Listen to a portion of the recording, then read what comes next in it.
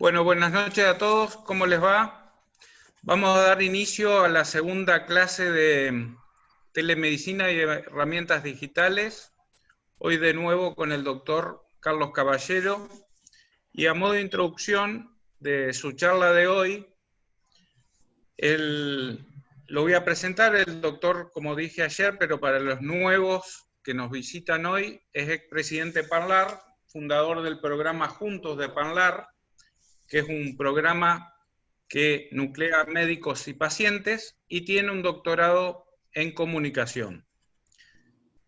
Y es muy tecnológico, nos enseña telemedicina hace unos años y tiene mucha práctica en esta especialidad, esta nueva especialidad. Así que hoy va a hablar de manteniendo la comunicación en los tiempos de la distancia social y el papel de la telemedicina en la comunicación con nuestros pacientes. Y ayer yo mostré esta diapositiva a medias, porque pacientes hay de todos los tipos, agresivos, elegantes, comprensivos, callados, habladores, pero no todos son iguales, no todos se comportan igual, sobre todo en los métodos tecnológicos, no todos tienen las mismas necesidades de comunicación, y no todos piden las mismas cosas por las redes sociales, o por el mail, o por el chat, o por el teléfono. Y así se comunican con nosotros hoy a través de las redes sociales, a través de blogs, a través de chats, de correo electrónico, de teléfonos, y nosotros tenemos que buscar la manera de responderle y contestarle a sus preguntas y a sus requerimientos, ya sea una consulta, si es que vamos a tomar la determinación de hacer una consulta telemédica, o de alguna orientación sin hacer un diagnóstico, o de un diagnóstico si así lo requieren y el médico cree que lo puede hacer. Y de la charla de ayer y de muchas charlas que hemos tenido acá en Argentina surgen varios cuestionamientos y varias posiciones antagónicas según los pacientes, según los médicos, según los gremios médicos, según los privados, según los públicos, y según los médicos en general, que todavía no tenemos una respuesta entre habilitar la teleconsulta y habilitar la teleinterconsulta. Ustedes saben que la teleinterconsulta es la que realizan dos médicos con un paciente, y la teleconsulta es la que realiza un médico directamente con el paciente. Si la consulta a distancia solo evalúan síntomas subjetivos y es necesario siempre un examen físico, o como dicen algunos, que muchas de las consultas, hasta el 80%, se pueden resolver sin un examen físico, con el interrogatorio solamente. Si la atención por redes, más allá de la inmediatez y el requerimiento de los pacientes de la respuesta inmediata, también implica un avasallamiento de nuestra intimidad como médicos y como personas. Si la consulta por redes tiene una falta de reflexión clínica, como dicen los clínicos, ya que no hay tiempo para meditar la consulta y para dar la respuesta, o directamente no hay que contestarles directamente por este método. Si las consultas telemédicas son gratuitas y como un acto de beneficencia del médico, o se pueden confundir con que el médico les quiere cobrar todo y tratarlos de insensibles sociales, como ya ha pasado. Que existe un vacío legal acá en Argentina, un vacío legal, pero que ahora se flexibilizó con el tema de la pandemia y por esta contingencia. Que versus la calidad y seguridad del paciente con la negligencia por abandono del paciente en no contestarle una consulta o una urgencia, ni orientarlos por esta vía. Y siempre tenemos que ver la conveniencia del paciente versus el riesgo del médico en realizar estas consultas. Así que bueno, todo esto se ha planteado, y Carlos, necesitamos respuestas. En tu experiencia, ¿qué nos podés decir de todo esto? Todo esto es lo que se ha planteado desde los gremios médicos, desde los médicos que hacemos telemedicina en algunas ocasiones, en algunos que tuvimos que adoptar la telemedicina por algunas cosas personales, y de la gente que quiere entrar nuevamente en la telemedicina. Todo tuyo. Muchas gracias, César. Es un placer nuevamente estar acá con ustedes, con todos los miembros de la Sociedad Argentina de Reumatología y también con mucha gente que veo de otros países del Cono Sur. Paloma, Alicia, que vi que entraron ahí, qué bueno que están acá con nosotros. De verdad que es un verdadero placer. Son muchas preguntas, me diste apenas 2 días, media hora en cada charla y me haces como 30 preguntas. Va a ser difícil, pero voy a tratar en lo posible de responder la mayor cantidad de preguntas. Parte hice ayer y parte las que tenemos para el día de hoy. Entonces, hoy tenés toda la hora para vos solo, ¿eh? Sí, señor. No tenés excusa. No te preocupes, voy a tenerme el tiempo y vamos a ver cómo nos va. Y toda la disposición para contestar absolutamente todas las preguntas que hay el día de hoy, siempre y cuando tenga las respuestas. Muchas de estas cosas también son de opinión. Muchas de estas cosas todos leemos, aplicamos, pero tenemos que opinar. Y una cosa muy importante, por eso llamamos la charla Manteniendo la Comunicación en los tiempos de distancia social, son las realidades a las que nos enfrentamos. Estamos por primera vez, digamos, en un escenario que mundialmente todos estamos sometidos a lo que ha pasado con el COVID. Y en todos los países ha habido cuarentenas y cantidad de cosas. Una experiencia que estamos viviendo globalmente. Pero localmente cada uno tiene sus propios retos y sus propias dificultades. Ese es mi hospital, es el hospital de la Universidad del Norte. La Universidad del Norte, ayer les comentaba que Colombia tiene 6 estratos divididos para pagar los servicios públicos, pero la Universidad del Norte supuestamente es una universidad de estratos 5 y 6 que fue hecha por los empresarios de la ciudad para que la gente de Barranquilla, del Caribe colombiano, no fuera a estudiar a Bogotá y no fuera colonizado por el pensamiento cachaco, como le decimos en Colombia, y esa fue como surgió. Pero este hospital está localizado en una ciudad que se llama Soledad, pegada a Barranquilla, y es un estrato 1 y 2, o sea que es una extensión social de la universidad, y este momento es centro en esa ciudad de Soledad de gran cantidad de casos de COVID. La ocupación del hospital está copada, digamos, con respecto al COVID, todavía lo está atendiendo bastante bien, pero está cerrada la consulta y tuvimos que recurrir a telemedicina. Ayer les decía que ahora piensan reabrir, y en la encuesta que hicieron, solamente de los 20 y tantos consultorios que había, van a habilitar 8 consultorios para todas las especialidades. Entonces una gente tendrá que seguir viendo telemedicina y otra no. Entonces aquí viene el problema de todo, de siempre. ¿Cómo resolvemos nuestro problema? Yo voy a tratar de explicar un poco qué hemos hecho en Colombia y qué cosas pueden ser aplicables en Argentina y todo, pero por supuesto que en cada lugar, cada quien tiene sus propios retos y tiene que pensar la forma como los puede solucionar. Entonces, ayer les recordaba los intereses en conflicto, no tengo ninguno para esta conferencia, otras que he dado previamente sí, y la agenda el día de ayer habíamos tocado en la primera parte los contextos y definiciones y los retos y oportunidades de la telemedicina, dejando muy en claro que la telemedicina no es algo nuevo, tiene más de 40 años, es algo supremamente bien establecido, que tiene unas indicaciones muy precisas, que se utilizó durante mucho tiempo, como decías tú, para asistencia social, pacientes que estuvieran lejanos o disminución del acceso para poder mejorar estas cuestiones, pero que en la medida que se está desarrollando la tecnología en todo el mundo y los aparaticos que tenemos todo el tiempo, celulares y todo esto, se está volviendo ubicuo y entonces se está extendiendo a otros campos y es importante. Y eso nos llevaba al segundo punto de la revolución de las nuevas tecnologías, que era mostrar un poco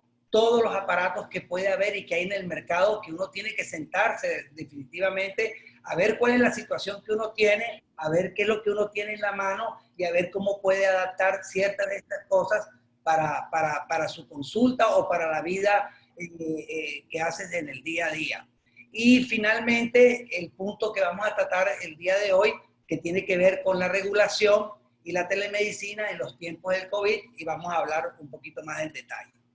Entonces, fíjense ustedes que el tema de telemedicina, miren, desde 1962 hay artículos. Miren cómo va subiendo en la búsqueda de Medline hasta 33.456 artículos a 12 de mayo del 2020. Y miren la cantidad de cosas que están ahí en telemedicina, que tienen que ver con pacientes, que tienen que ver con cuidado de la salud, con estudio, etcétera, y por supuesto con el COVID, que ayer les mencionaba, que me parece que ha sido un gran acelerador de todas las cosas tecnológicas en todo sentido. No solo la telemedicina, sino por ejemplo esto que estamos haciendo de las videoconferencias, los congresos virtuales y todo lo que se ve con esto, que ya venían, por cierto, son cosas que las tenemos porque ya venían y estaban hechas, pero que ahora, ya les mostraba una estadística, 88% de los reumatólogos han tenido contacto con telemedicina y era algo que no habían experimentado absolutamente todos. Entonces, importante cómo ha crecido. Si Roberto me puede poner la encuesta esta, un momento por favor, para que ustedes contesten esta encuesta que yo tengo acá, pero quiero saber su impresión. Dice aquí, ¿usted cree que la telemedicina, consulta médica virtual o consulta telefónica en Argentina, en Argentina o su país, funciona muy bien, podría ser mejor, es un desastre, no la he tenido que usar? Y 2, ¿qué medio empleó para la teleconsulta? Si una llamada telefónica, una llamada por Skype o una llamada por WhatsApp. ¿Cuánto tiempo le damos para contestar, César?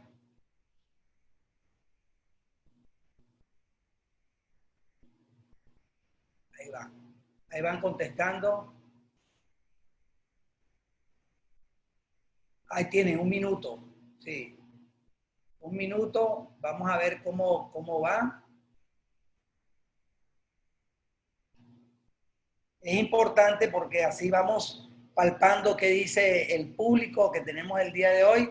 Y bueno, voy a compartir los resultados aquí. No, ¿los compartes tú, Roberto? ¿Ya están compartidos? Ok, perfecto. Entonces dice aquí, funciona muy bien, 8%, podría ser mejor, 69%, es un desastre, 15%, no lo he tenido que utilizar, 8%, o sea, un pequeño porcentaje no lo ha utilizado y todos pensamos que podría ser mejor. Y el medio, ayer mostraba la estadística que lleva el estudio que se está haciendo en Panlar, pero aquí llamada telefónica 23% y llamada por WhatsApp 23%. Es posible que haya otro tipo de cosas que no estén contempladas ahí. Nos preguntarán después en preguntas y respuestas cómo está. Interesante. Y esta de acá, no sé si tienen la otra pregunta, Roberto, de la llamada, ya las colocaste todas. Sí, vamos a poner aquí, para que dejar de... Yo estoy viendo los resultados de la votación, ya los puede dejar de compartir. Este lo saqué. Ok. Yo estoy viendo los resultados todavía, al frente lo tengo de la diapositiva. Cerrarlo arriba. Ya. Ahí cambiaste. Le tengo que dar que... ya. Aquí está. Ahí está. Compartir y lo cierro arriba. Perfecto. Y le doy acá. Muy bien. Ok.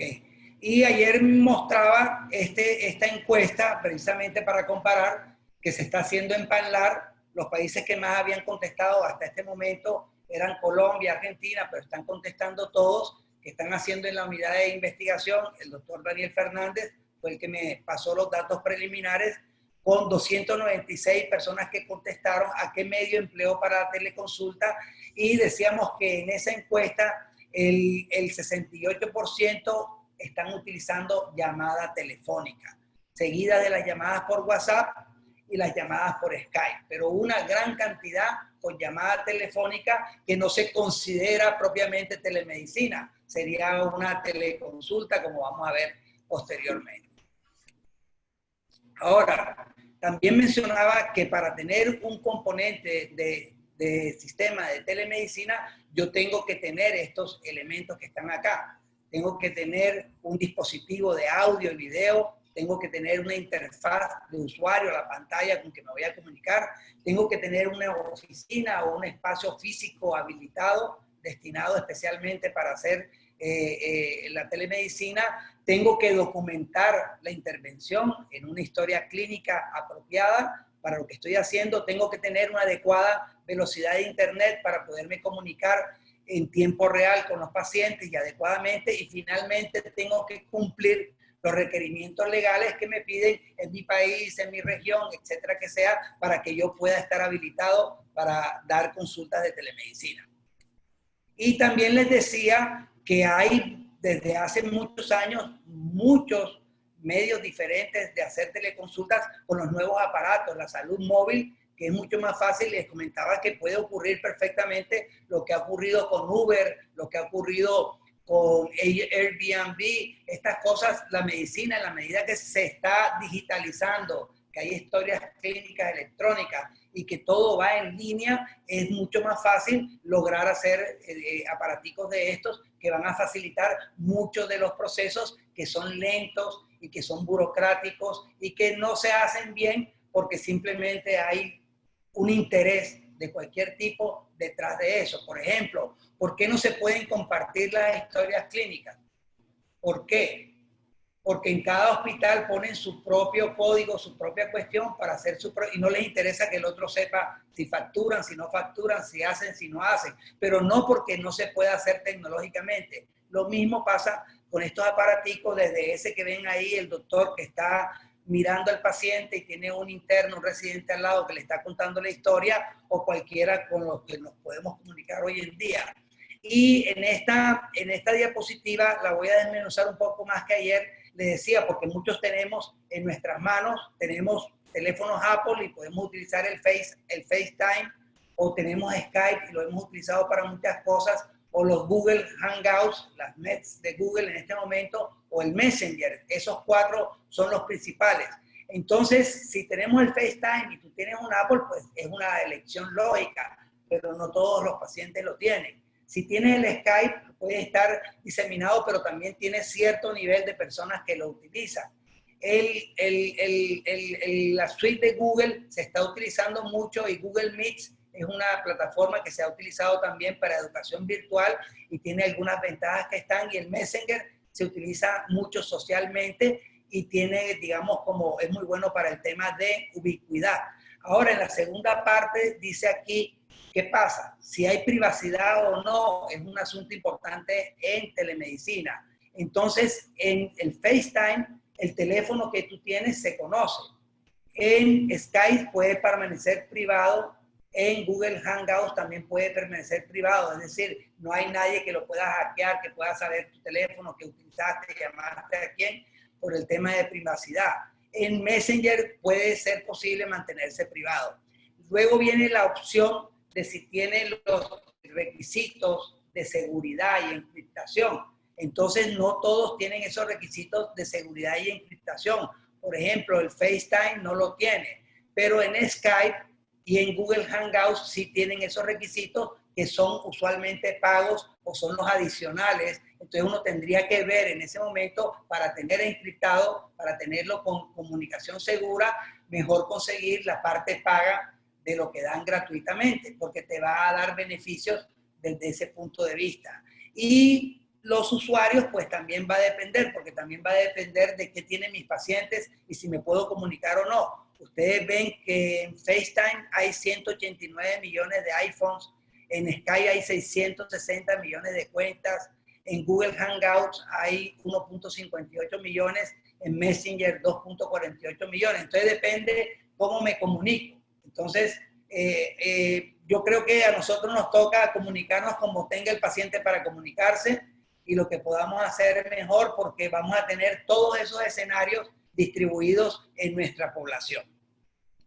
Entonces, es importante aquí el tema de seguridad, porque es lo que te piden hoy en día para que puedas ser un proveedor digamos, legal de medicina de telemedicina. Entonces hay que asegurarse de que hay una encriptación de por lo menos 128 bits como mínimo y que se requiera protección con contraseña. Y el proveedor de la plataforma debe firmar un acuerdo de asociación comercial con el proveedor de atención médica, comprometiéndose a ser responsable de mantener segura la información del paciente, informando las violaciones de seguridad que afecten la información personal de la atención médica y evitar a un proveedor que no firme este convenio.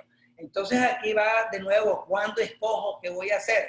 Puedo comenzar con algo gratuito, pero en algún momento tengo que mirar el tema de seguridad y los requisitos que me pide el gobierno o mi región, etcétera, para que yo pueda prestar servicios de telemedicina, y ahí va a llegar a que tengo que tener encriptación para que esa conversación que decíamos ayer, que era una relación médico-paciente, que era un acto médico que estaba definido como tal, se dé adecuadamente. Y la interfaz debe ser simple, el producto debe ser fácil de usar tanto para los pacientes como los médicos y el equipo que practica. Lo ideal es seleccionar un producto que tenga un diseño intuitivo para reducir al mínimo las cargas de capacitación de los pacientes y el personal, así como para evitar la frustración que podría llevar el abandono de la plataforma.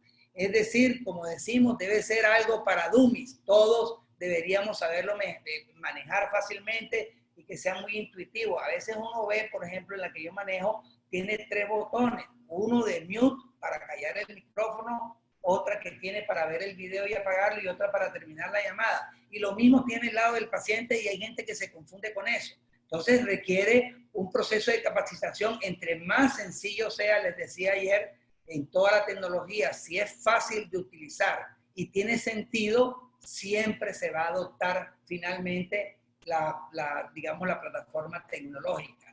Pero la facilidad de uso es muy importante. Entonces no hay que tampoco rebuscarse demasiado. Y pasando un poco al marco normativo, yo les comentaba un poco que iba a hablar de esto. Me parece que Colombia ha desarrollado el tema de telemedicina a través de normatividad. Eso no es garantía de que todo se hace, pero están las normas. Te quiero decir que desde la colonia, cuando estaban Bolívar y Santander, que son los padres de la patria colombiana, Bolívar andaba por toda América Latina conquistando, abriendo y liberando al continente, y Santander le decían el hombre de las leyes, porque Santander tenía que hacer todas las leyes para regular lo que hacía Bolívar y lo que hacían todo el mundo acá. Entonces, Colombia es el país de las leyes. Hay 500.000 leyes para todos. Somos especialistas en crear leyes. Ahí ustedes ven todo el marco normativo del año 2007 hasta el año 2019. Pero de ese marco normativo, que está todo disponible en línea y lo pueden revisar en cualquier momento para hacer benchmarking, hay 2 leyes que son fundamentales. La ley 1419 del 2010 y una resolución que salió, la 2654 del 2019, y otra ley del 2018. ¿Por qué? Porque ahí definieron por el gobierno qué es telesalud, qué es telemedicina, qué es teleeducación, qué se llama una oferta de servicios y qué se considera un comité asesor. Y en la más reciente, de final de año, el 2019, justo antes del COVID, que no sabían que iba a haber COVID, fue casual esto, un mes antes salió la ley, se definieron cuáles eran las actividades de telesalud, cuáles eran las categorías de telemedicina, que se consideraba una plataforma de tecnología, cómo se hacía la prescripción, cómo se manejaba el financiamiento y cuáles eran los modelos de atención que se podían hacer en el país con telemedicina. Entonces, es importante porque tenemos un marco que nos va a servir para discutir lo que ayer hablábamos de generalidades de telemedicina, dentro de este marco que los genios del Ministerio de Salud y mucha gente que lleva mucho tiempo trabajando esto desde el 2007, pues han llegado a la conclusión de que eso debería ser. Ahora, esto puede discutirse o no. Hay compañeros que dicen que es demasiado excesiva la regulación, es muy poca. Bueno, es parte de las preguntas que hacía César al principio. Entonces, telemedicina está definido acá en este marco conforme lo determina el artículo 2 de la ley del 2010. Esta definición corresponde a la provisión de servicios de salud a distancia en los componentes de promoción, prevención, diagnóstico, tratamiento y rehabilitación. O sea, todos los componentes de la atención en salud están previstos ahí. Y por profesionales de la salud que utilizan tecnologías de la información y la comunicación y que les permiten intercambiar datos con el propósito de facilitar el acceso y la oportunidad en la prestación de servicios a la población que presenta A, limitaciones de oferta, B, acceso a los servicios o ambos en su área geográfica. Entonces está muy definida en los términos que hemos conocido la telemedicina. Es si usted está en un lugar donde puede llegar al médico, tiene que ir presencialmente al médico. Si vive en un lugar recóndito, separado, alejado en cualquiera de las regiones distantes que tenemos en el país, entonces la telemedicina es una opción para esto.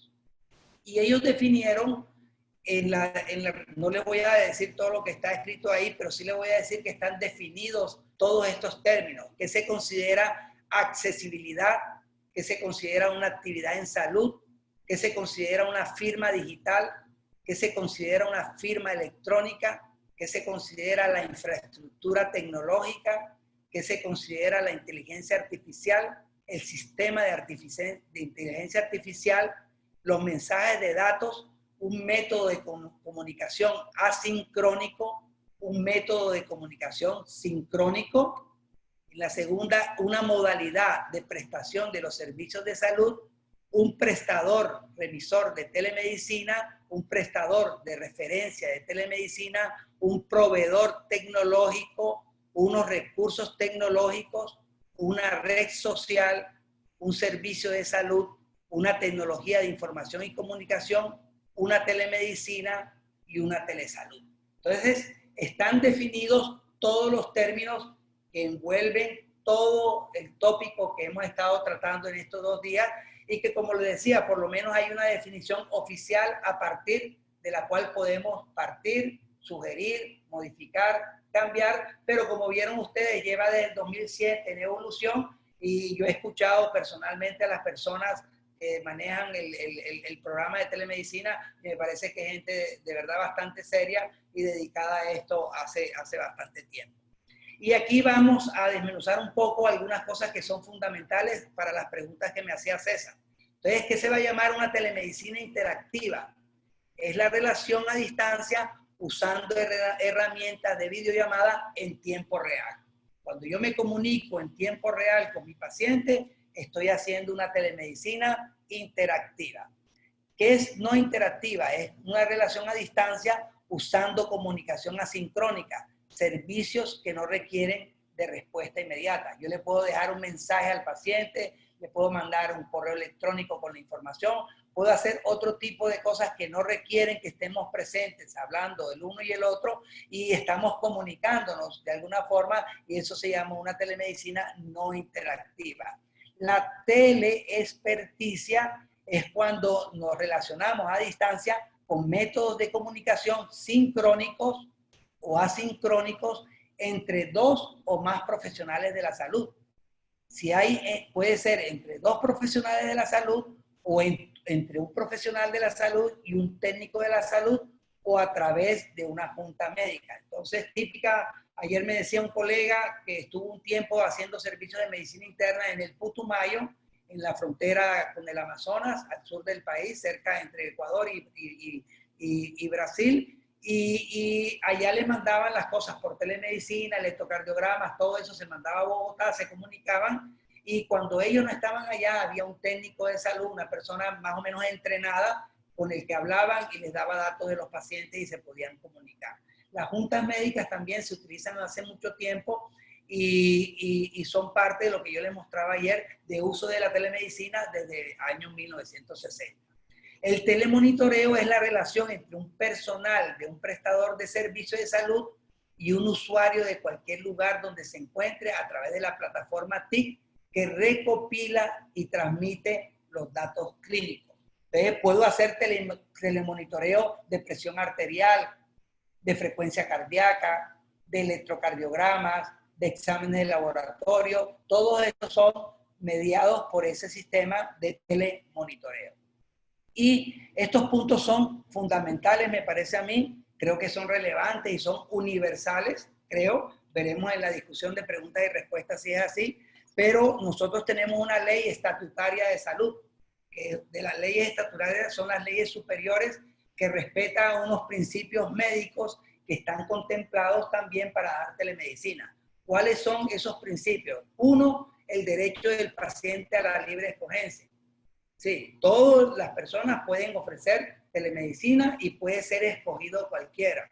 Es decir, no tienen por qué cerrarse los cuadros médicos. Esta cuestión, aunque lo hacen en la práctica de diferentes maneras, pero en general debería estar la libre escogencia del médico o del profesional de la salud garantizado. Dos, la autonomía profesional. Yo tengo derecho a prescribir lo que considero que es necesario prescribir y también, como les decía el día de ayer, tengo derecho a, por ejemplo, si considero que este paciente que estoy viendo no es un paciente para telemedicina, decirle a los que me están pasando, yo no puedo ver a este paciente, no tengo suficiente información y colocarlo en la historia clínica y se debe respetar mi autonomía profesional porque tiene que ver con los principios éticos de la profesión.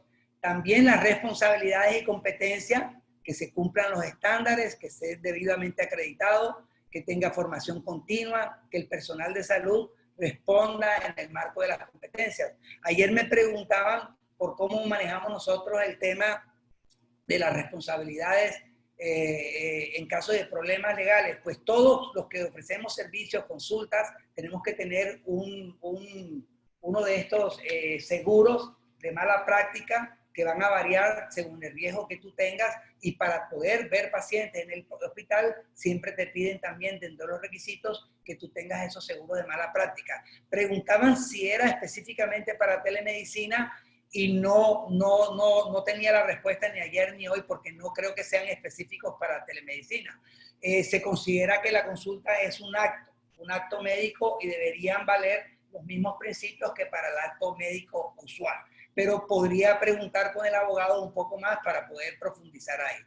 Y el consentimiento informado debe tener varios aspectos, porque ellos exigen consentimiento informado. Cómo funciona, qué es lo que van a hacerse, cuál es el procedimiento, cuáles son los riesgos, cuáles son los beneficios, cuáles son las responsabilidades, cómo se va a manejar la privacidad y confidencialidad, cómo se van a tratar los datos personales, cuál es el protocolo de contacto, cuál es el procedimiento de emergencia, cuáles son las fallas tecnológicas que pueden ocurrir y cómo va a dejarse constancia en la historia clínica. También me preguntaban sobre eso y el ministerio exige que haya consentimiento informado. Deberíamos tener un formato. Yo les decía que del hospital me mandan los pacientes ya pasados por estos pasos habilitados y cuando yo llego solamente me tengo que encargar de verlo en la consulta y no de estos pasos previos. Pero en una consulta individual, en el consultorio, le queda a uno dudas si debe habilitar un consentimiento informado, debe tenerlo cumpliendo cada uno de los puntos que están ahí.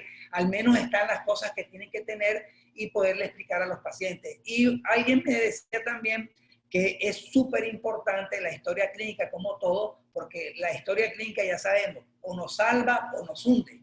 Cuando uno coloca en la historia clínica, pone estoy paciente atendiendo en teleconsulta y cuando estás colocando lo que piensas, puedes poner mi impresión es esto, creo esto otro, pero debo comprobar esto otro. Siempre y cuando tú seas claro en todas las cosas que haces en tu historia clínica, con la responsabilidad y la profesionalidad que se supone que debes tener, pues vas a salir adelante y debe estar consignado ahí. Así que la historia clínica es fundamental. Y fíjense cómo este campo se divide, la cantidad de cosas que hay. Entonces yo tengo telesalud, ya vamos a hablar aquí no de telemedicina, sino que tengo un sistema de telesalud que puede tener tres grandes áreas: la teleeducación, la telemedicina en sí y la teleorientación y teleapoyo. Y puedo tener las categorías diferentes: telemedicina interactiva, no interactiva, experticia o monitoreo, y tengo ejemplos claramente para cada una de esas áreas.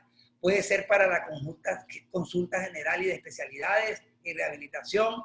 En no interactiva puede ser para las segundas oportunidades. Yo vi al paciente, mando la interconsulta, el doctor de la interconsulta lo ve porque llegaron los aparatos a la cuestión y me responde luego. qué fue lo que opinó y con eso yo voy con mi paciente. No se tuvo que ver conmigo para hacer eso.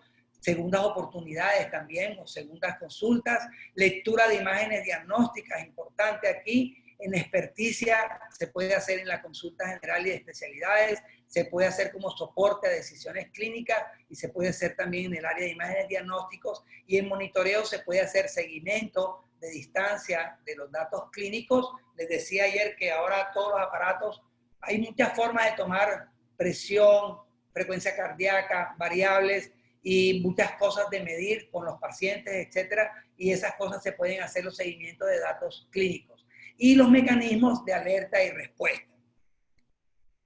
Y la resolución planteó y definió también cuáles eran las plataformas tecnológicas. Bueno, ¿qué puedo utilizar yo? Ya me dijo qué puedo hacer y qué es lo que hago yo en ese marco que ustedes ven ahí, y aquí me dice qué plataforma puedo utilizar. Entonces, las plataformas pueden ser provistas por un operador tecnológico propio, alguien que te monte el programa, o un tercero, y estarán bajo la responsabilidad de que brinda el servicio de salud. O sea, se puede utilizar a alguien que se desarrolle en el hospital porque compraron los aparatos, etcétera, o yo tengo este teléfono, tengo esta cuestión, que fue lo que yo hice en mi consulta. Venir y decir, mira, yo tengo este servicio de telemedicina, necesito que me ayudes a montarlo, y me habilitaron en el hospital para que lo pudiera hacer. Entonces, es dado por mí el servicio, y en otros casos alguien tiene que ir al hospital porque el hospital fue el que compró los aparatos y montó, digamos, todo el sistema de telemedicina en su hospital. Y también nos dice qué responsabilidades se tienen en el uso de estas plataformas tecnológicas.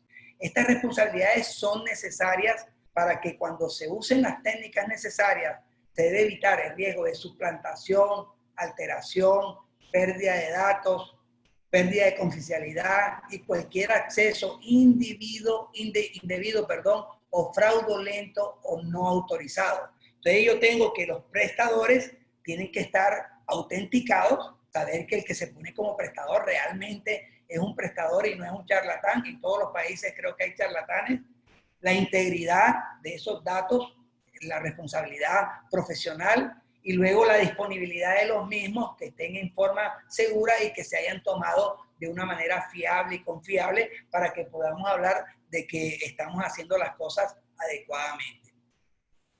Y fíjense ustedes aquí que ellos definen las plataformas tecnológicas para actividades de telesalud y son los siguientes, son aplicables.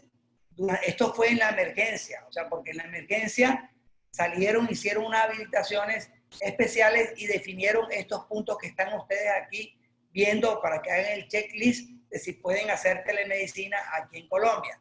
Son aplicables durante el término de la emergencia sanitaria declarada para la pandemia para facilitar los accesos al servicio de salud. Se pueden implementar plataformas accesibles con estándares básicos de audio, video, ya lo hablamos. Se debe prever el manejo de medidas técnicas, humanas y administrativas de seguridad con las que cuenten los prestadores de servicios de salud. El fin es proteger los derechos fundamentales a la vida digna y a la salud de los pacientes. La prescripción podrá ser enviada en forma escaneada y firmada por el médico tratante mediante la plataforma digital que sea utilizada. Los pacientes podrán enviar la imagen del documento firmado en el que manifiesten su consentimiento informado. Y cuando esto no sea posible, el profesional tratante dejará constancia en la historia clínica de la situación. Están colocadas, digamos, los puntos ahí. Y también dice en relación con la plataforma que debería tener, cuáles son las recomendaciones generales para cuando usted esté buscando una plataforma de telemedicina estable. Oyeron la charla ayer, dijeron, bueno, esto sirve. Hoy dijeron, miércoles, estos son los requisitos. Yo voy a salir a poner una, o voy a preguntarle a César Graf cuál pongo, y que el azar nos dé para todo el mundo una plataforma, y tienes que pensar en esto. Entonces tiene que ser que permita prestar los servicios de forma continua y cumpla con las normas ahora y cuando se haya terminado la pandemia. Sí, no es para 5 días, es ahora y cuando se haya terminado la pandemia. Que sea una plataforma preferible 100% web porque es más cómoda en el tamaño que ves, examinas el paciente, los ángulos, etcétera, y más estable usualmente. Esa es la razón por lo que considera.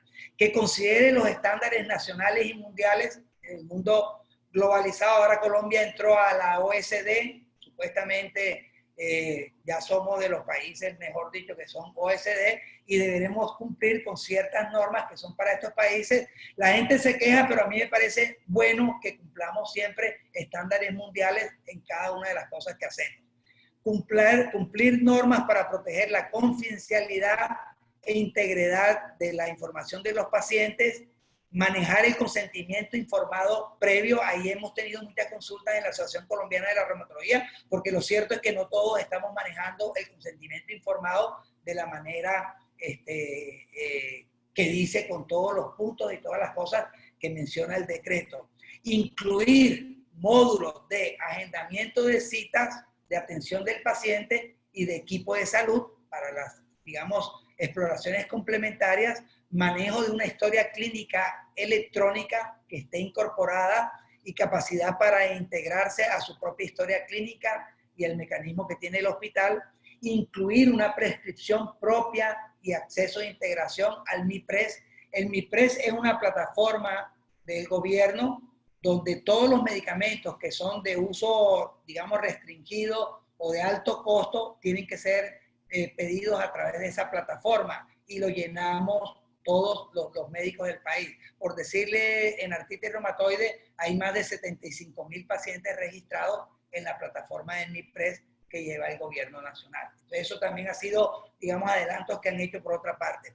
El agendamiento y recordatorio de citas a pacientes y médicos y la integración con una factura electrónica e integración con sistemas de pago en línea. Eso es importante. Les decía a César que Colombia es un sistema de competencia entre públicos y privados regulados por el gobierno. Algunos dicen que es una medicina con negocio, pero todo el mundo te va a preguntar si puede facturar. Servicio que no se pueda facturar, servicio que no se puede dar. Entonces, una de las limitantes que tuvimos para montar inicialmente acá era que no había forma de hacer la facturación en esa plataforma que prestaba yo como tercero a través del hospital, porque no están conectados ni integrados. Entonces, como resolvimos transitoriamente es que el hospital maneja absolutamente todo el tema de facturación y uno acá solamente ve el paciente, pero no tiene, digamos, el flujo completo de lo que va con un paciente. La mayoría la hace el hospital y la parte ya de atención la haces tú acá. Entonces, pago en línea. Y en la resolución, esta que les decía, de 2654, que fue para el COVID, se habilitaron muchas personas que no se habían podido habilitar antes a través de los hospitales.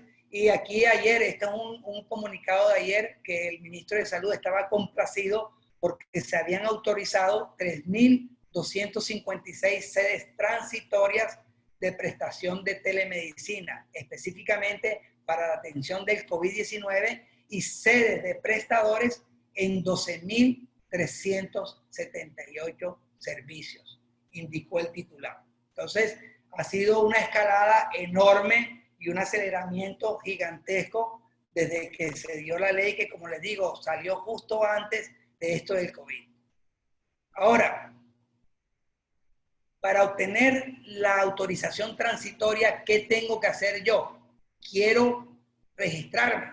Vi la charla y salgo de aquí. No, ¿cómo estoy perdiendo mi tiempo sin haber comenzado telemedicina? La tengo que poner y la voy a poner bien. Ya sé qué aparato voy a poner. Ya la SAR me prestó todas las cosas y además me va a ayudar a registrarme. Entonces, ¿cómo se tiene que registrar aquí uno en Colombia? Tienes que ingresar a una plataforma que tiene el Ministerio de Salud que se llama REPS, en esa dirección electrónica, y ahí se dice el nombre del servicio que vas a prestar, la modalidad y la categoría de telemedicina que se va a ofertar, la complejidad en que se prestará el servicio de salud cuando aplique, el domicilio o lugar de la prestación, la capacidad instalada cuando aplique, los servicios interdependientes cuando aplique, el correo electrónico de contacto, la autorización transitoria, y en caso de que se realice la visita por parte de la Secretaría de Salud Departamental, se deberá recibir la misma y brindar la información que sea requerida. iniciar la atención una vez sea recibida la autorización transitoria. En mi caso, yo tuve suerte que todo ese proceso lo hizo mi hospital y a través del hospital me habilité. Si tuviera que hacerlo independientemente, creo que no son requisitos fuera de serie, son cosas normales que tienes que saber para ver quién es, quién está atendiendo y qué es lo que está haciendo. Creo que es lo mínimo, pero bueno, también hay gente que dice que todas esas cosas son complicadas, pero eso se puede discutir luego. Y fíjense aquí, recomiendan para las personas que estén dando telemedicina durante esta pandemia, entonces las siguientes recomendaciones antes de la consulta. Prepararse con anticipación, asegurándose que su dispositivo cuente con suficiente y conexión adecuada a Internet. Idealmente realizar una prueba de conexión previa y el uso del sistema que utilizará. Ver si se realizará a través de una aplicación, tenerla descargada en el dispositivo, mantenerse en un lugar apto para la teleconsulta, ojalá silencioso, con buena iluminación, muy importante. Escribir una lista de las molestias principales y preguntas para el profesional. Esto es una recomendación para los pacientes. Es muy importante la preconsulta en los casos de telemedicina. Ayer les decía que en la medida que tu preconsulta sea buena, es decir, te mandaron la historia clínica previa que tenía, te mandaron los exámenes de laboratorios completos y algunas notas adicionales que puedan ser de interés, y tú ya las tienes desde el día anterior y tú las puedes revisar antes de la consulta, ya ahorraste mucho tiempo. Y que también algunos pacientes, no todos, pero por ejemplo, algunos pacientes de organizaciones de pacientes están acostumbrados a llenar cuestionarios en línea, como HAC y otros. Si te mandan esa información, entonces también tú puedes tener una evaluación del paciente con cuestionarios llenados por el paciente. Entonces, es una cosa que esa información te va a servir en el momento que haces el encuentro con tu paciente. Tener a mano la lista de enfermedades, condiciones de salud y medicamentos que toma, contar con los resultados de exámenes e informes en formato digital para poder enviarlos o quién lo atenderá o mostrarlos compartiendo su pantalla. Mi sistema me permite compartir la pantalla y mostrar los exámenes de laboratorio, los mandan al correo electrónico desde el hospital directamente, mi secretaria me los manda, que ya he hecho la preconsulta desde el día anterior y me ha juntado toda esa información, y asegurarse que el profesional tiene sus datos de contacto, el teléfono, correo electrónico e indicaciones.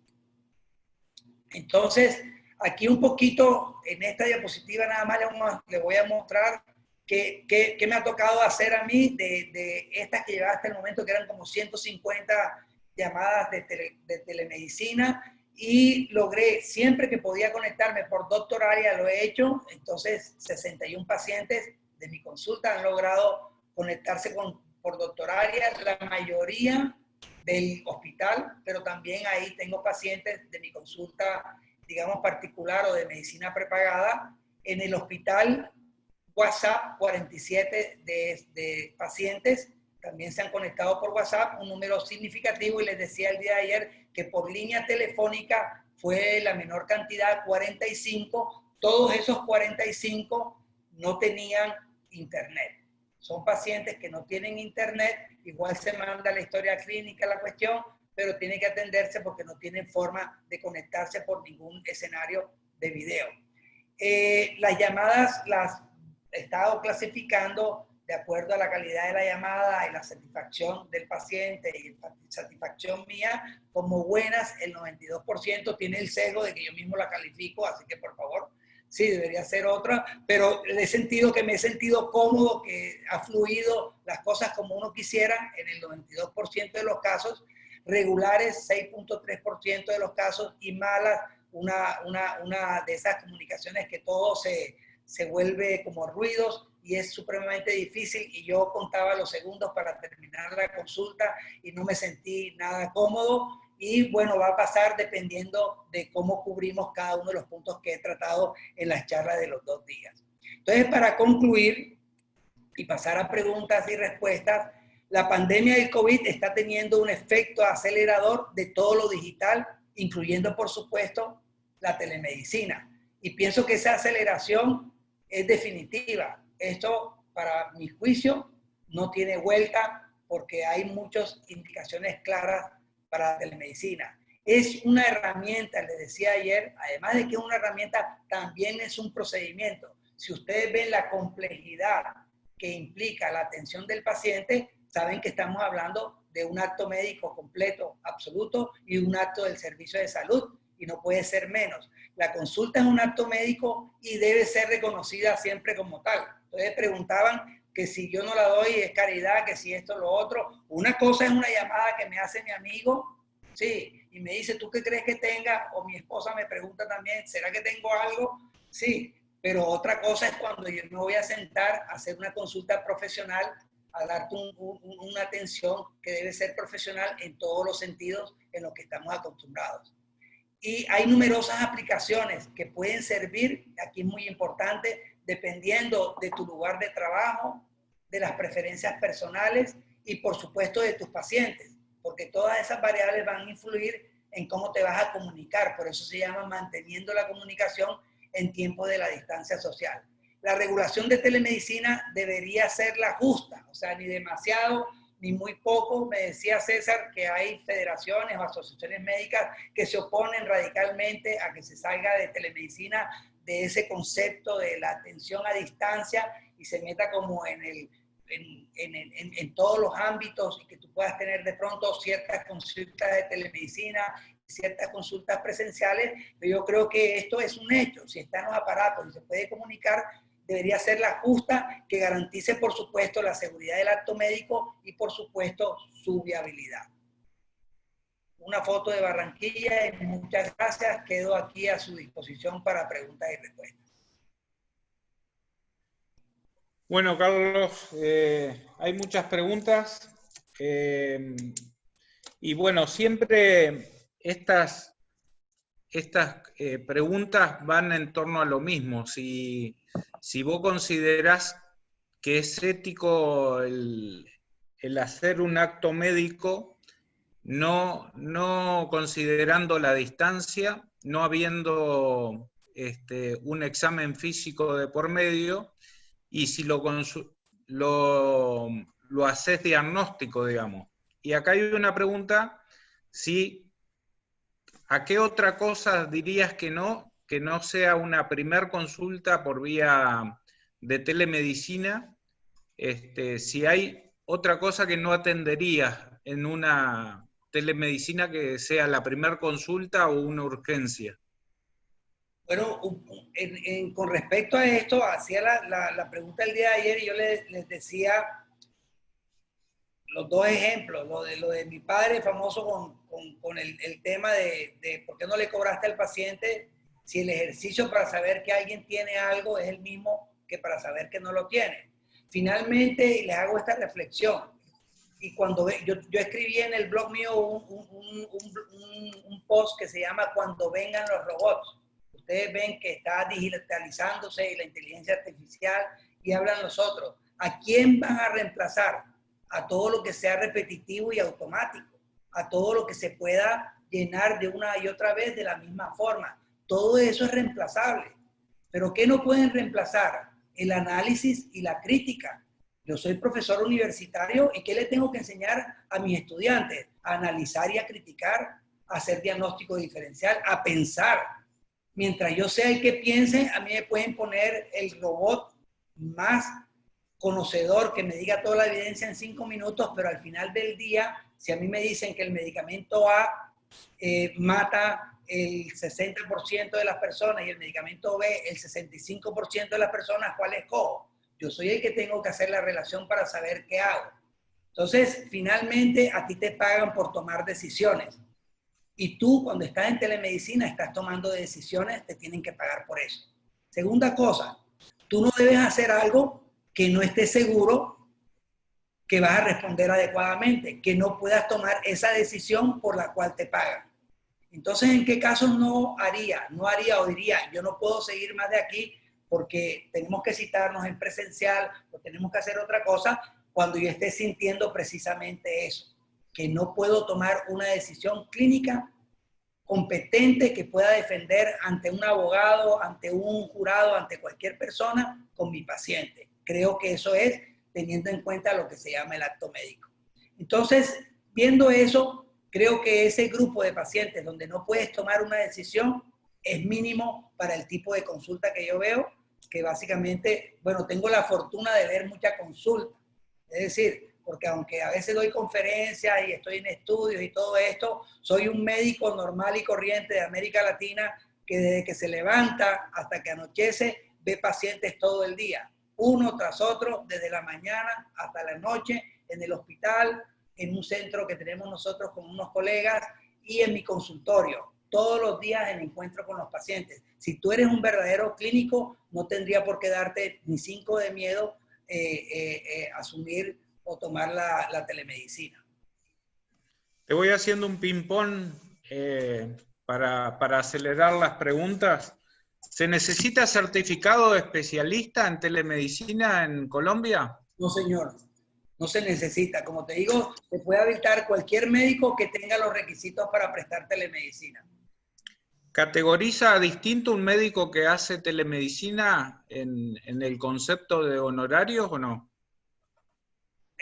Como tenemos el sistema público y el sistema, digamos, privado, que te mandan pacientes de la privada, algunas de las EPS, digamos el equivalente de ustedes de las obras sociales, fijaron unos precios para telemedicina o las telellamadas estas, porque la mayoría hacen llamadas telefónicas, inferior al precio de la consulta, hasta 30, 40% me han dicho en algunos lugares. Por supuesto, los doctores están muy molestos y hemos insistido, y a mí cuando me preguntan, eso no puede ser.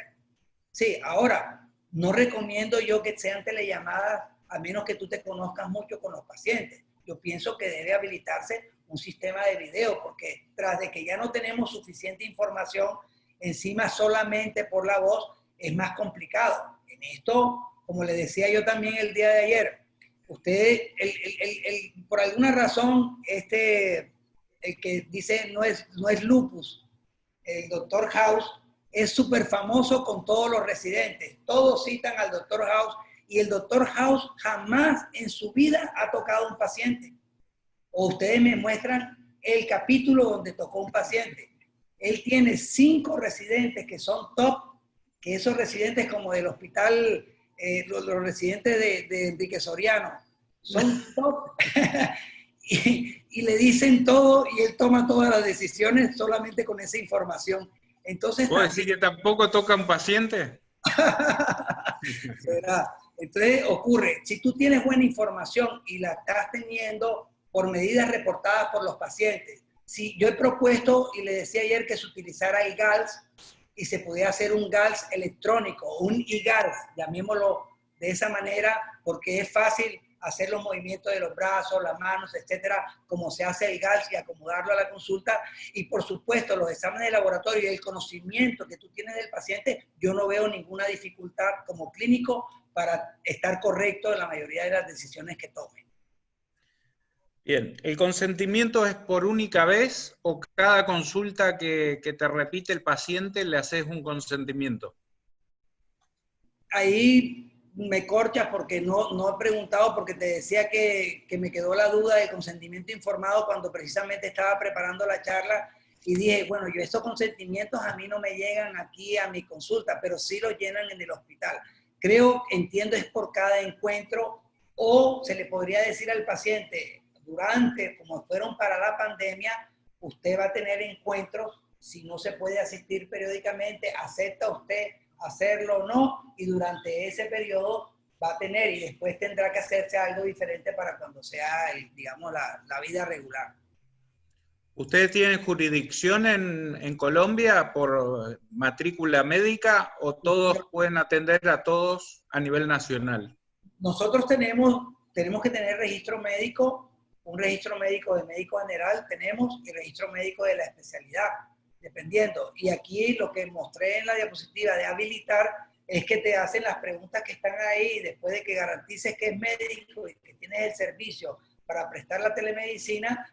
No dice que tengas que tener una capacitación, que tal vez también ahí ese es otro punto importante, y por eso a mí me pareció tan fundamental esto que ustedes hicieron de tener, digamos, estas conferencias, porque bueno, tú puedes saber mucha ciencia, pero de pronto la gente nunca se ha enfrentado a cómo hacer la telemedicina adecuadamente y requiere por lo menos los básicos para saber qué puedes hacer. Y también en comunicación con el paciente hay unas técnicas de comunicación que deberías saber en la consulta de telemedicina. También los silencios que puede haber cuando tienes una pantalla delante, los delays, los retrasos que puede haber, son cosas mínimos de conocimiento que tú deberías tener, el enfoque, la mirada hacia la pantalla que debes hacer. Por ejemplo, yo les decía el día de ayer que muchos pacientes, me imagino que en Argentina también, se quejan de que hoy en día los médicos están pegados al computador, porque hemos caído en ser digitalizadores para que después llegue el dueño de Uber y haga el gran negocio con los aplicativos,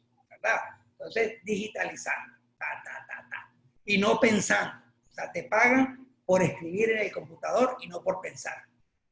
Y ahora en telemedicina tú tienes que hablar con el paciente y no puedes estar escribiendo porque encima de que estás al frente de la pantalla, ¿cómo te vas a distraer el doble si ya estás tratando de tener el doble de atención? Y eso se los digo, la telemedicina al principio de adaptarse cansa, la pantalla cansa. Yo en el hospital me veía en la mañana a veces hasta 15 pacientes tranquilamente, como decir buenos días, ¿cómo están? Y ahora me mandan 7, 8 de telemedicina y quedo más fundido que lo que quedaba cuando veía a los pacientes en el hospital, porque estoy en el periodo de acostumbrarme, adaptarme y todo eso, pero la pantalla tiene algo que mantener la atención te quita energía. ¿Se permite grabar las teleconsultas tanto a médicos como a pacientes? No está obligatorio que se tengan que grabar. No está obligatorio que se tengan que grabar. Y no sé para qué las grabarían. ¿Cuál sería la finalidad de grabarlas? Aquí el documento base, desde el punto de vista legal, y de pronto Maglio se lo dice a ustedes, y creo que en todas partes, es la historia clínica. La historia clínica es fundamental, y eso sí, tenemos que aprender a llenar buenas historias clínicas, porque todos ustedes saben que a veces las historias clínicas que se llenan y que llegan son lamentables. Son lamentables, y muchos de los problemas de tipo legal que hay es porque las historias clínicas están incompletas y no documentan el acto médico. Aquí no tiene por qué aplicar algo diferente. ¿Cómo integras la historia clínica digital entre la parte pública y la privada? Sobre todo si atendés en la historia, digamos, pacientes en la parte privada de la parte pública. ¿Cómo integrás? ¿Hacés la consulta en la parte pública o en la privada? Aquí la historia clínica. Bueno, el hospital tiene su propio software y yo tengo mi software acá en el del consultorio. Y para esto yo tengo que mandar las historias por correo electrónico, y allá tengo mi residente que viene y sube las historias clínicas a la plataforma del hospital. Yo escribí una columna cuando estaba escribiendo en El Tiempo, columnas periodísticas sobre tecnología y medicina, una columna que se llama El Hospital Inteligente, porque resulta que todos los hospitales son los más brutos que hay. O sea, el hospital de nosotros, no sé si me esté escuchando de pronto alguien del hospital, es súper bueno, pero los software están diseñados para facturar, no para atender pacientes. Entonces, ¿qué es lo más importante? Vete a ver el módulo de facturación, es completo. Tienes que meter 200 medicamentos, tienes que meter, porque lo que les interesa a ellos al final del mes es cuánto se facturó. Pero tú ve a ver que le metan un DAS28, que le metan un muñequito, un homúnculo, que le pongan en web para que sea más rápido la aplicación, que se pueda integrar con el sistema que tú tienes en tu consultorio, que permita accesos para que lo hagas remoto, que son cosas que la tecnología existe y está, y no lo quieren hacer. ¿Hasta cuándo? Hasta que llegue la gente de Silicon Valley y se invente un dispositivo. Por ejemplo, está el botón azul que se llama Blue Button, que es un dispositivo para los pacientes, donde el paciente puede ser el dueño de su historia clínica y lo puede llevar con el médico que quiera. Y lo que tú tienes que hacer es escanear con un código de estos QR la historia clínica que el paciente tiene permanentemente. Y así el paciente se puede cambiar de médico las veces que quiera y nunca pierde su historia clínica. Entonces yo creo que eso va a seguir cambiando, y si nosotros seguimos obstinados en no entender que estos cambios están ocurriendo porque tienen razón de ser y porque hay la tecnología hoy en día para hacerlo, la velocidad para hacerlo. Yo les comentaba el día de ayer que acuérdense cuando yo tuve una dirección Guayacán Uninorte, carbica@Guayacán Uninorte fue la primera dirección que tuve, que era con telefonía conmutada en el año 93, 94, y había que poner una hora el teléfono para que bajara una página web. Sí, era algo desastroso y hoy en día nos estamos comunicando a unas velocidades increíbles. La pandemia se ha podido llevar un poco más suave porque todo en comunicación ha mejorado. Pero imagínense solo esta pandemia 5 años o 10 años atrás, el desastre verdadero que hubiera sido en todo este sentido social. Bueno, acá hay otra consulta. ¿Habría una influencia negativa de la teleconsulta en la toma de decisiones compartidas con el paciente? Yo pienso que nosotros tenemos que volver a los pacientes unos aliados. Dora Pereira, que creo que está por ahí, le estaba mandando algo de la revista y estábamos hablando algo que hicimos con los pacientes a nivel de Palnar en esto y tenía lo de telemedicina que hicimos contigo, César, y Dora me decía, tenés muchos frentes, me dijo, tenés muchos frentes. Y le digo, no, todos son el mismo frente, todos son el mismo frente. Si nosotros educamos bien a los pacientes, y los volvemos aliados nuestros, los pacientes nos van a dar mejor información. Imagínense ese paciente experto que ha llenado las medidas de evaluación de pacientes, llenó el RAPID-3, sabe contar la escala global análoga, dijo su dolor, que hoy en las conferencias de EULAR hicieron una chica de España, hizo la revisión completa de las medidas reportadas de desenlace y compara lo que yo dije el día de ayer nuevamente, que las medidas reportadas por pacientes son similares a las que reportan los médicos. Entonces, imagínate que te llene bien esa información, imagínate que te viene con toda la información y te dice las cosas y que además te dice que le empeora, que le mejora y todo eso, cosas que no ocurren en la consulta normal, nosotros vamos a tener un aliado ahí. Entonces nosotros tenemos que trabajar con los pacientes y con las organizaciones de pacientes para que ellos también enseñen a los pacientes a utilizar telemedicina. A mí me pareció fundamental, muy importante que ustedes también hicieron este curso de capacitación para los pacientes. Y tú viste que había pacientes que querían también venir al curso de médicos. Entonces el interés hay y seguro que tú lo creas y va a seguir creciendo. Bueno, algunos pacientes hay infiltrados por ahí, ¿eh? Los pacientes, bueno, acá, con seguridad. Acá Graciela Espada pregunta si hay alguna experiencia o conoces alguna experiencia en reumatología pediátrica. Supongo que debe ser en el tema telemedicina. Graciela, saludos mucho para ti. Ella sé que está yendo al hospital y me ha contado algunas cosas de cómo están haciendo ahí, cómo funcionan. Y no tengo experiencia en niños. Realmente estuve buscando para ver, porque les decía que estamos, ahí veo al doctor Cútica también, no sé si él de pronto sepa algo de eso, pero no tengo experiencia en niños y estamos buscando lo de cómo hacer el GALS electrónico y no he visto en ninguna parte que alguien se haya dedicado a eso y hoy justamente me reuní y te dije a ti también para ver si podíamos trabajar un poco este concepto que creo que puede desarrollarse durante la pandemia y puede servir para después. Bueno, ¿quién habilita las plataformas en Colombia? Si hay algún ente que las habilite. El Ministerio de Salud. Te digo que tienes que mandar, para estar legalmente habilitado, tienes que mandar tu información al Ministerio de Salud. Y no el médico, las plataformas que hacen telemedicina. La plataforma, cuando tú llenas el cuestionario ese que les mostré, tú pones qué plataforma tienes. Y en la plataforma ya viste que se podían utilizar de video, audio sencillos, todas las que mencionamos el día de acá. O sea, se permite hacer llamadas por WhatsApp, por FaceTime, etc.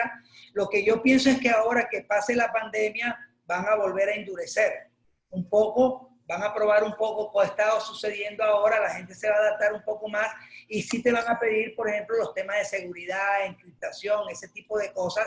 Y por eso yo les decía ayer, al principio, para comenzar, tal vez esté bien una plataforma gratuita, algo que tú tengas disponible en tu teléfono, esto, lo otro, pero después, si lo vas a hacer en una forma seria, tienes que seguir al siguiente nivel. Y eso lleva a una de las preguntas. Ustedes tenían muchas preguntas sobre redes sociales y a mí se me olvidó meter la diapositiva donde no está aceptado consultas por redes sociales.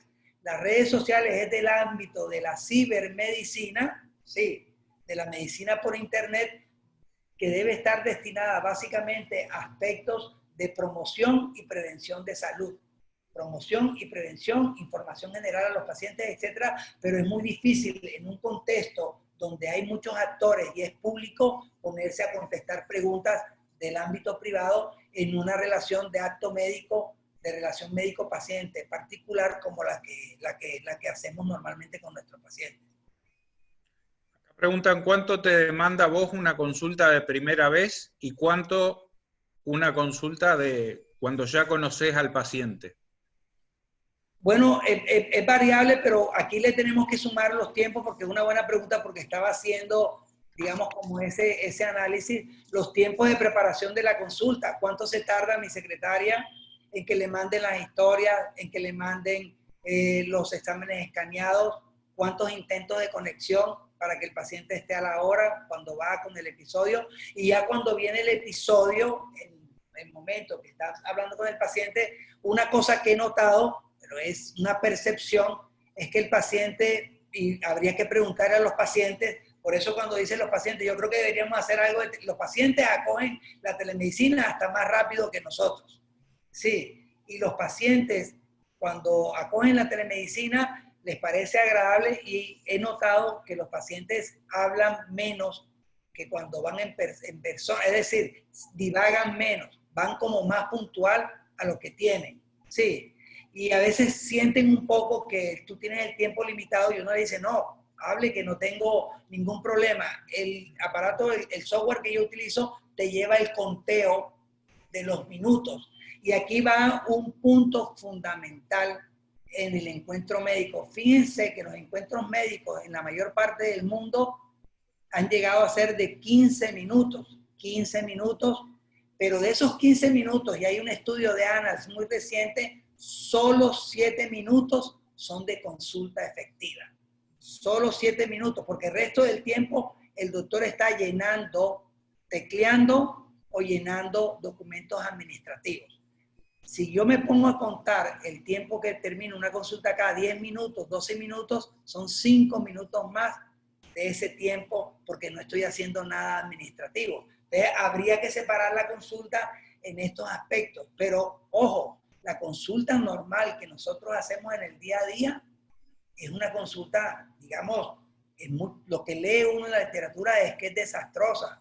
Sí, menos tiempo para atender al paciente, mucha carga, muchos médicos retirándose porque no pueden con la carga, digamos, administrativa que implica el papeleo, el llenar historias clínicas, el digitalizar todas las cosas y hacer menos lo que nos pagan, que es por pensar y analizar los casos y resolver lo que tenemos al frente con nuestro paciente.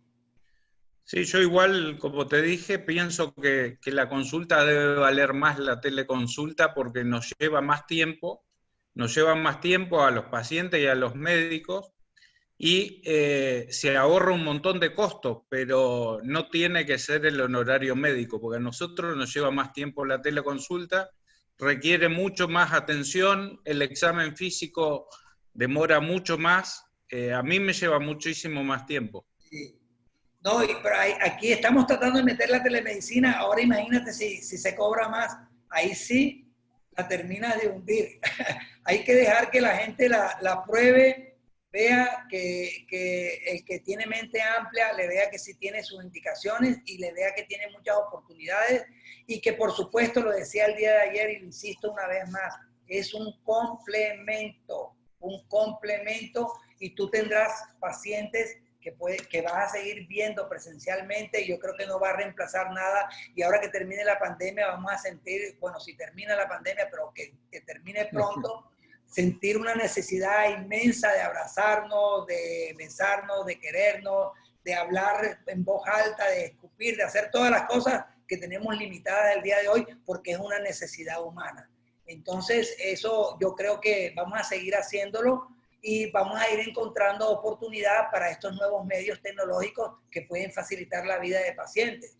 Ayer hablábamos de los pacientes que están a distancia en nuestros países, son países grandes, pacientes que se tardan 5, 6, 7 horas en llegar a una consulta, que tienen que pagar días de estancia en la ciudad donde van a ver la consulta, que tienen que gastarse un tiempo de atención antes, después de la consulta, y eso se puede optimizar mucho y puede ser de pronto un encuentro de telemedicina y un encuentro presencial.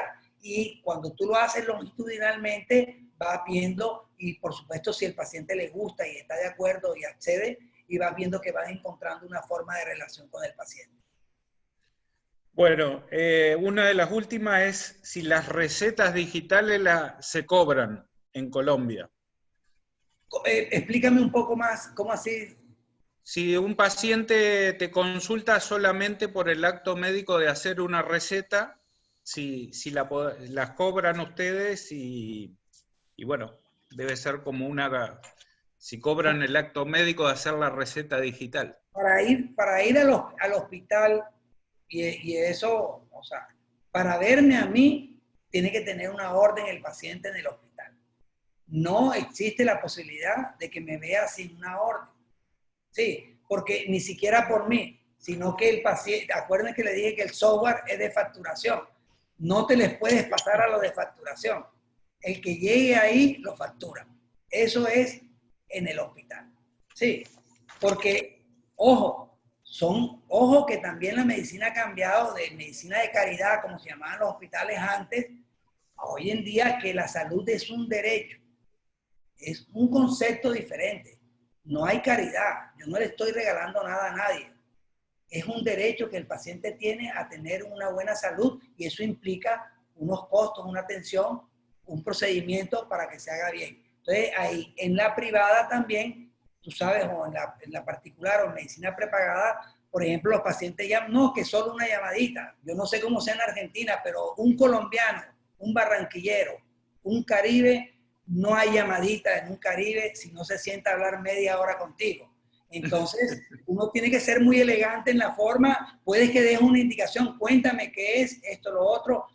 ¿Qué opinas tú de esto? Y ya tú le vas diciendo, bueno, yo creo que tengo que verte para poder completar la cuestión porque no es suficiente ahí. O la señora esto te pongo un ejemplo de esta semana, porque son todos los días una señora muy elegante que me llama, Carlos, quiero verte, tiene osteoporosis, y necesito porque el medicamento para que me lo mandes, yo no tengo nada, solamente quiero que me mandes el medicamento.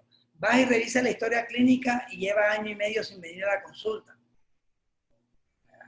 Entonces le digo, tienes 1 año y medio que no te veo, tengo que revisarte para poder prescribirte, no te voy a mandar, imagínate. O sea, igual, y todas estas cosas se manejan así. Ustedes me preguntaban ayer las consultas por WhatsApp. Y me preguntaban los tipos de pacientes, y ojo en esto que hay los pacientes activados, hay 4 tipos de pacientes. Los pacientes que son pasivos, normales y corrientes, los pacientes informados, el paciente que son un paciente que tiene conocimiento, pero bueno, sabe ciertas cosas, pero hasta ahí llega el paciente activo, digamos esto de los miembros de organizaciones de pacientes que buscan información, informan a otros, leen y saben. Y está un paciente del grado 4, que son, digamos, llamemos los pacientes difíciles, complicados, que son el paciente que digo que llega a la consulta y llega para la segunda opinión. Doctor, yo ya leí en internet y sé que tengo. Ya cuando te dice así, imagínate cómo comienzas tú esa consulta cuando ya te advirtieron que ya sabes que tiene. Entonces, dígame a ver qué tiene. Pero esos pacientes son la mínima cantidad.